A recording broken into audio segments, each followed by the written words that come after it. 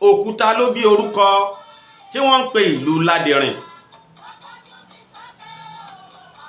Okuta ló bí orúkọ ọ̀hún tí wọ́n ń pè ìlú Laderin. Ìlú wo wá ní ìlú Laderin tó jẹ́ Okuta ló bí orúkọ ẹ̀?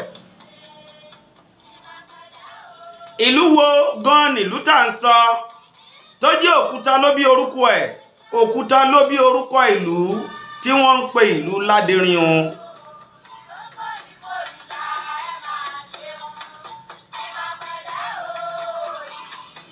Ẹ kú dédé àsìkò yìí níbi gbogbo tí ẹ ti ń láǹfààní láti máa darapọ̀ mọ́ wa lójú òpó yìí, ojú òpó Isele-Di ọmọ Perry. Ẹ mà kú dédé àsìkò yìí lẹ́ẹ̀kan sí i. Mo kí ìlọ́kùnrin, mo kí ìlóbìnrin, bọ́mọdé ìbà àgbààgbà, bóyúnú ìbà ṣẹ́ẹ̀bí, bá gbogbo ajúni lọ pátápátá ayé porogodo, ìbà ẹ̀rọ̀ sírọ̀, ìbà gbogbo ládéládé, ìbà lóyèlóyè, ìbà gbogbo kábíyèsí nílẹ̀ Yorùbá, ilẹ̀ Kóòtù Òjìrè, gbogbo ọmọ bíbí ilẹ̀ Yorùbá, gbogbo ọmọ ilẹ̀ Kóòtù Òjìrè. Mo mà kí gbogbo yín níbi gbogbo tí a ti lè máa láǹfààní láti lè máa darapọ̀ mọ́ wa lójú òpó yìí. Ibẹ̀ yín àpàkí ọ̀làkí alágogo èdè abara tágẹ́sẹ́ arúgbó aṣọ má balẹ̀ ìgbà. Bá gbogbo wíwíwí, bá gbogbo òǹkùtàn, bá akọ ajá abojú mẹ́rin, abo ajá abojú mẹ́rin, akọ ajá abojú mẹ́jọ, abo ajá abojú mẹ́jọ, akọ ajá abojú mẹ́rìndínlógún, abo ajá abojú mẹ́rìndínlógún ìbà. Okuta ló bí orúkọ ìlú tí wọ́n ń pè ìlú Laderin. Ibo wá ní ìlú Laderin tó jẹ́ Okuta ló bí orúkọ ẹ̀? Ìlú Ìlọrin òun náà nílùú tá ń gbìyànjú àti sọ. Ẹ wá gbọ́, ẹ jẹ́ gbìyànjú ká máa kẹ́kọ̀ọ́. À ń kẹ́kọ̀ọ́ ní lórí ètò yìí, Isele-Di'Tan òun la pè ètò yìí. Ẹ wá já mọ̀ pé ehun tá a bá mọ̀ díjúdíjú, ẹ má jẹ́ àjiyàn sí. Ká kẹ́kọ̀ọ́ ẹ̀ ni, torí pé ètò Isele-Di'Tan yìí, èyí tí Isele-Di pírẹsẹ́ńtà tá a bá wádìí ẹ̀ fínífíní à ní gbé jáde.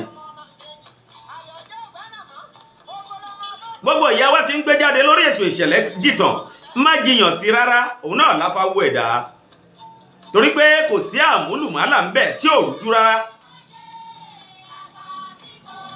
Ìdí tá a fi ṣe léyìí ni pé àwọn kan ti wà tá a ti mú wá, bí èyí tá a mú wá tá a pé egúngún, awo egúngún kò ṣe awo lẹ̀ Yorùbá, pé ọ̀dọ̀ Yorùbá kọ́ ni egúngún ti bẹ̀rẹ̀, ọ̀dọ̀ àwọn tápà ló ti bẹ̀rẹ̀.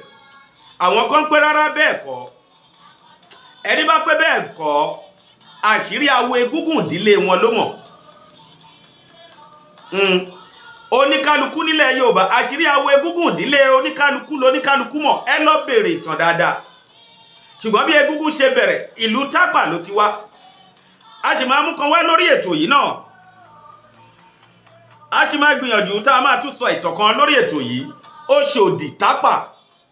Ìtànlú Òṣòdì ní Òṣòdì tó wà nílùú Èkó, ọmọ tápà òun náà ló tẹ́ Òṣòdì dó. Ẹ tún fẹ́ jiyàn sí ìyùn náà, ẹ tún lọ máa ṣèwádìí ẹ̀, àmúyùn náà wá. Bẹ́ẹ̀ ìgbà tá a sọ ti ṣẹ̀pẹ̀tẹ̀rì ìlú ọ̀dájú, ibi ìyàgbé roka tí kì í bọmọ jẹ. Àwọn kan pé rárá bẹ́ẹ̀ kọ́, ẹnìkan pé rárá bẹ́ẹ̀ kọ́ o. Ẹ lọ wádìí ẹ̀ wò dáadáa, ẹ̀hun táwọn mọ̀ láàmú. Isele-Di'Tan làwá pètò yìí, ẹ ṣáàjà máa gbìyànjú ká máa kẹ́kọ̀ọ́. Àmúdùdún gbogbo ìlú Akíjọlé Isele-Di pírẹsẹ́ńtà òun náà ló wà lórí ètò. Okuta Laderin ni wọ́n ń pè ní Ìlọrin, òun ló di Ìlọrin tá a mọ̀ lónìí. Ẹ wá já tẹ́tí bẹ̀lẹ̀ jẹ́, ìwádìí já mọ̀ pé Ìlọrin tá à ń wí yìí, ó ti wá ń di ohun tó jẹ́ pé ó ń fẹ́ máa fa fàákájá. Bẹ́ẹ̀ sì rè ìtàn ìlú Ìlọrin ò rújú rárá. Ìwọ́n kàn fà ni pé àwọn ọmọ onílẹ̀ ti dàbí àjèjì torí pé àjèjì òun náà ló ń jọba ìlú Ìlọrin báyìí. Yorùbá ló tẹ ìlú Ìlọrin dó, àmọ́ àwọn àjèjì ló ń jọba ń bẹ̀. Ẹ máa gbọ́ emir èèyàn wá ń ṣe àwọn òpìtàn ó ń ṣe wá ààhin. Ẹ gbọ́ iṣẹ́ ìwádìí já mọ̀ pé ọmọ ńlá kan láti ìlú Ọ̀yọ́ òun náà ló gbéra torí gbà náà lọ́hùn ọmọ látàǹsọ yìí àgbẹ̀ ní ọdẹ paraku sí ni torí pé lásìkò ọ̀hún lásìkò tá à ń sọ yìí tó gbéra yìí èèyàn jọmọ láàbò jọmọ bá kò pé kó má ṣe iṣẹ́ àgbẹ̀ àbí kó má ṣọdẹ. Iṣẹ́ mẹ́ta ló gbajúmọ̀ ńgbà náà lọ́hùn: iṣẹ́ ọdẹ, iṣẹ́ àgbẹ̀, òun ṣẹ́ jagunjagun. Èèyàn wá jọmọlá kò ní ó má ṣe kankan nú àwọn iṣẹ́ yìí. Ọmọlá yìí òun ni wọ́n ń pè ní Laderin. Laderin ló kú òǹlú Ọ̀yọ́, ó ṣọdẹ kú òun bẹ̀ ni. Òun ló wá ṣọdẹ lọ sí igbó kan. Báwọn ọdẹ bá ti ṣọdẹ lọ́ngbà náà lọ́hùn, wọ́n jẹ́ mọ̀ pé wọ́n a máa pẹ́ kí wọ́n tó darí padà. Ìdí nìyẹn tó fi jẹ́ pé wọ́n a máa kó abà síbẹ̀, wọ́n a wá ahéré, wọ́n a wá kọbi wọ́n máa gbé tí wọ́n máa kó nǹkan ṣúra wọn sí. Bẹ́ẹ̀ gẹ́lẹ́ lórí sí Laderin. Ibi Laderin wá dó sí tóun wá wà tó kó ahéré ẹ̀ sí.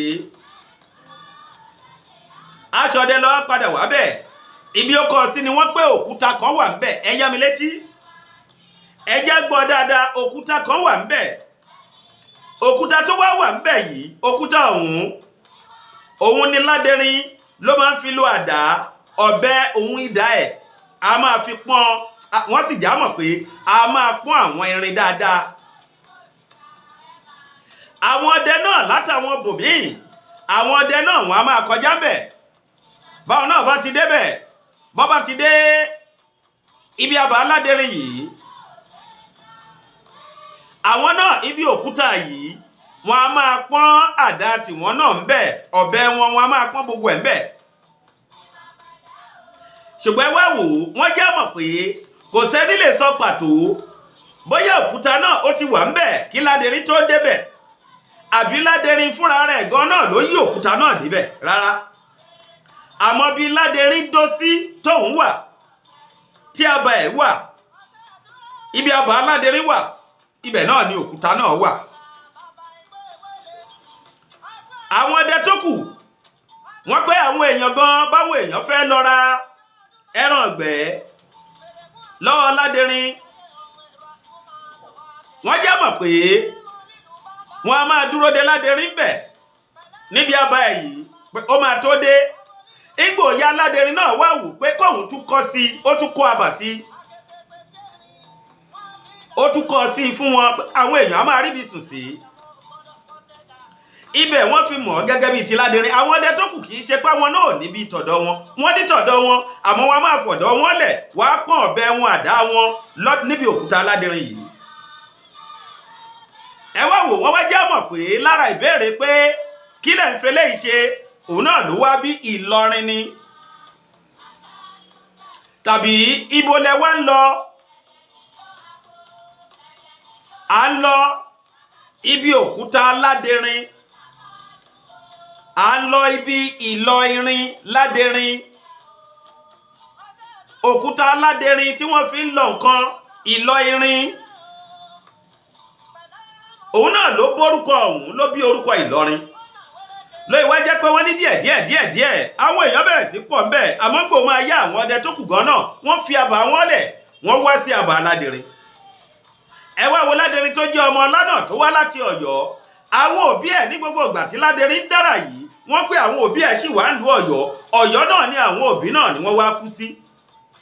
Lẹ́yìn táwọn òbí ẹ̀ kú, òun náà wá wò pé kóhun kú wá fi bí yìí, kóhun fi ṣe ibùgbé, kóhun kú tẹ̀dó síbẹ̀ gbáà, ìyẹn Ìlọrin. Ó wá dó síbẹ̀, ó tẹ̀dó bẹ̀ pẹ̀lú àṣẹ Aláàfin Ọ̀yọ́ ìgbà náà lọ́hùn pé òun á máa san ìṣákọ́lẹ̀ fún Aláàfin. bó ṣe di pé Ìlọrin ṣe dóre yìí Okuta Laderin Ìlọrin ni Okuta Laderin ló padà bí Ìlọrin. Laderin tá a wá wí yìí ọmọ ọlá ni nílùú Ọ̀yọ́ tó túmọ̀ sí pé Yorùbá ló tẹ ìlú Ìlọrin dó. Isele-Di'Tan tòní rèé tá a mú wá fún yín. A tún gbìyànjú a tún mú mi wá lọ́jọ́ míì. Ẹ like, ẹ comment, ẹ share, ẹ máa follow page yìí Isele-Di ọmọ Perry ẹ máa ṣeun gan jàre. Get set, go! Stamped and confirmed, RSK Furniture and Company. Oh yes, not just a nightmare. Kì í ṣàlá o. RSK Furniture yẹn náà ni. Ibi tí ẹ ti lè rí furnitures tó jẹ́ ojúlówó rà. Here are modern designs of quality home and office furnitures, executive chairs and tables, wardrobes, dressing mirror, stool. Ẹ tún wá wo shelves lóríṣiríṣi. Bẹ́ẹ̀dì ọlọ́lá àtàwọn furniture works rẹpẹtẹ. Ìròyìn ò tá mójúbà. Torí pé ó kọjá bẹ́ẹ̀. RSK Furniture and Company. Ó wà lẹ́gbẹ̀ẹ́ ilé epo Muyad, Old Ogun Radio, along Granda, Abeokuta, Ogun State. Hello, 0803-685-8254, 0803-685-8254, or 0902-448-9705, 0902-448-9705. RSK Furniture and Company. Mo gbéra tán, ẹ gbà.